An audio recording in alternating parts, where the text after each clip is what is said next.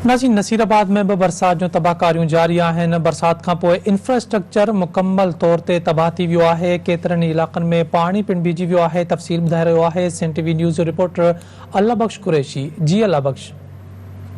जी बिल्कुल, पूरे सिंध जे नसीराबाद तालुके में बरसात जो तबाहकारियूं जारी आहिनि। हिन वक़्तु असीं नसीराबाद तालुके जी डेरा देह में बीठा आहियूं, जिते यूनियन काउंसिल डेरा में ही मुख़्तलिफ़ ॻोठ आहिनि, जेके ॻोठ बि समूरा ॿुॾी विया आहिनि।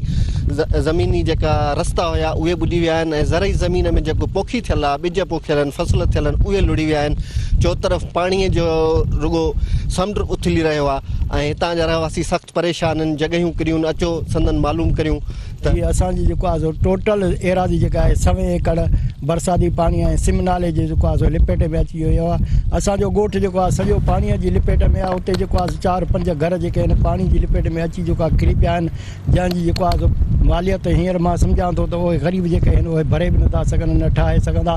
असीं आला इख़्तियारनि खां CM सिंध ऐं commissioner Larkana, DC Larkana appeal थो कयां त तव्हां अचो, अची सरज़मीन ॾिसी करे जेको आहे उन नुक़सान जो काथो लॻायो त ग़रीब माण्हू जेके आहिनि उहे काथो जेको आहे जेको नुक़सान जो थियो आहे भरे बि नथा सघनि, उनजो इज़ालो बि नथा करे सघनि।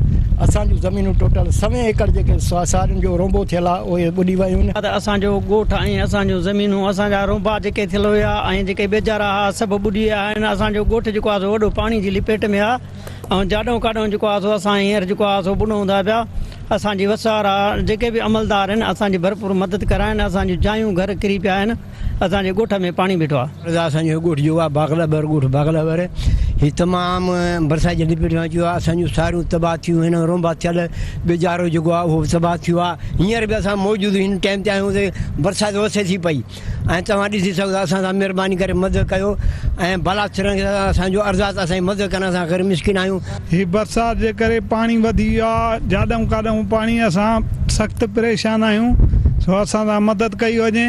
जी नाज़रीन, तव्हां ॿुधो त पूरी सिंध वांगुरु देह डेरा यूनियन काउंसिल डेरा जो ही ॻोठु आहे बागलाबर। हिन भर पासे में जेके बि ॻोठ आहिनि सभु ॿुॾी चुका आहिनि। ज़मीनूं पाणीअ जी लपेट में अची वियूं आहिनि। हिननि खे जेको ॿोड़ियो आहे सिम नालनि ॿोड़ियो आहे, जंहिंमें ड्रेन 4 आहे ऐं बाडरे ड्रेन आहे जेका स्काप ड्रेन संभालींदी आहे। उन्हनि जी नाली ऐं लापरवाही जे करे ही ॻोठ ॿुॾा आहिनि, ही ज़मीनूं ॿुॾियूं आहिनि। हिननि जो मुतालबो आहे त असांखे बिना देर रिलीफ ॾिनो वञे, हिते रिलीफ ऑपरेशन शुरू कयो वञे, जीअं तव्हांजे मिस्किन माण्हुनि जी वाहर अची सघे। कैमरामैन सजाद कलोड़ो सां गॾु अल्लाह बख्श कुरैशी, सिंध टीवी न्यूज़, नसीराबाद।